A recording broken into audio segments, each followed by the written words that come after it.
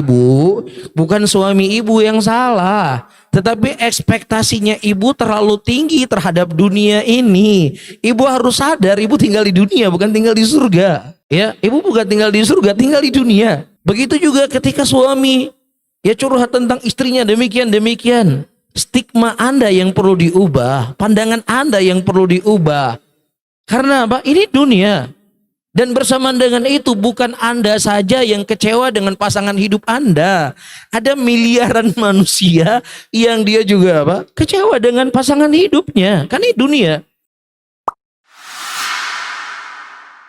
Assalamualaikum Ustadz, saya Elin dari Serang, Banten.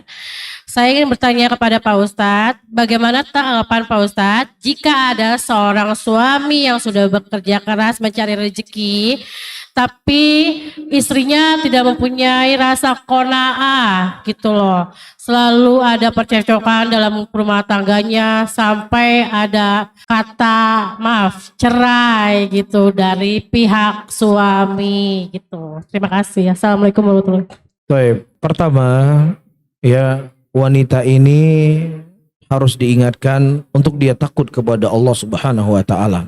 Ya, apapun yang kita ucapkan, apapun yang kita lakukan, itu kan menjadi hutang untuk kita kelak di yaumul qiyamah. Ia akan dituntut oleh Allah Subhanahu wa taala. Ya, ini perlu diingatkan, takut sama Allah Subhanahu wa taala. Yang kedua, perempuan dalam timbangan Islam ketika dia berbuat kesalahan dan durhaka dengan suaminya, maka ada urutan-urutan yang Allah Subhanahu wa taala sebutkan dalam Al-Qur'an. Yang pertama, dinasihati dengan cara yang baik. Kalau seandainya dengan cara yang baik dia tidak bisa mengambil pelajaran, maka boleh bagi seorang suami untuk mengeraskan suaranya. Dan itu pun misalnya tidak mengubah dirinya, maka boleh suami untuk membekot dia. Membekot dia, tidak menyentuh dia sampai batas waktu ya memang dilihat istrinya ini bisa berubah. Tapi kalau dalam keadaan dibekot juga dia nggak berubah, boleh dipukul. Tapi dipukul bukan bentuk dalam keadaan menyiksa, tapi dipukul dalam keadaan membimbing, mendidik. Namun kalau seandainya dia juga tidak berubah, maka Islam membolehkan untuk kita bercerai dengan perempuan-perempuan yang seperti ini.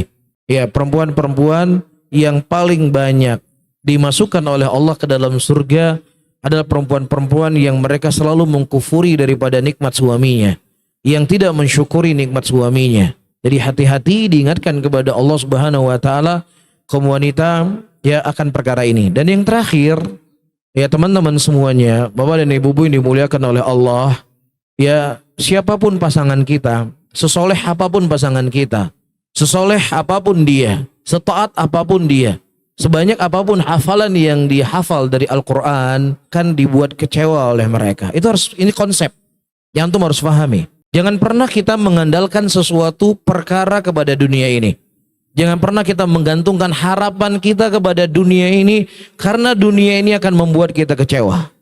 Iya, ada sesuatu yang kita bisa dapatkan, ada sesuatu yang nggak bisa kita dapatkan. Makanya Allah Subhanahu wa taala menyebutkan sebuah ayat dalam Al-Qur'an, "Walakum fiha ma tashtahi anfusukum walakum fiha ma tad'un." Sesungguhnya dalam surga kalian akan mendapatkan seluruh apapun yang kalian inginkan.